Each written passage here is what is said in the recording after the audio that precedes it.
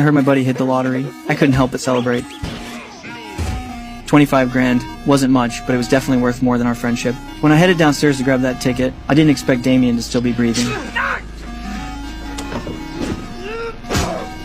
Luckily, the minor injury wasn't a big deal for me. As for getting rid of the body, it was pretty straightforward. Damien worked at a burger joint, so having plastic gloves in his pocket was nothing out of the ordinary.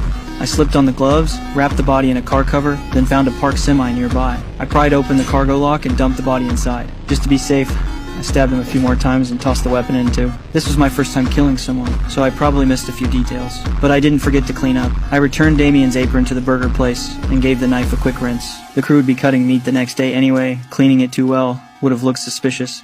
Before I left, I even snagged a piece of tenderloin. I knew this town like the back of my hand. Most of the cameras around here were just for show. The only thing I was worried about was how the truck driver would react. Sure enough, when the driver opened the cargo hold, he freaked out. But instead of calling the cops, he drove straight toward me. I was confused. I just put the body in there. Why was he bringing it back? Turns out the driver didn't want any trouble. He just dumped the body in a dumpster and called it a day. But there was a camera right outside my auto shop. I immediately dialed 911. I think I just saw a murder.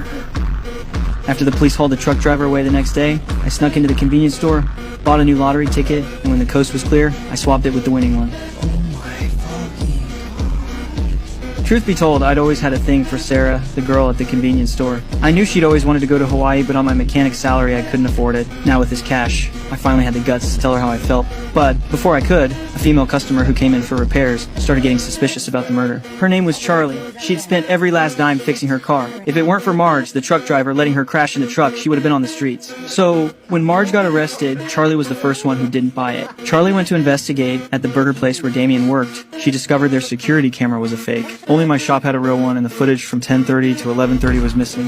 The car cover and the two frames had clearly been moved. The manager said I was on duty that night. When Charlie came to see me, she spotted the scar on my calf. Her gut told her something was off, but her poking around put me on alert too. Since I'd already killed one person, I didn't mind killing a second.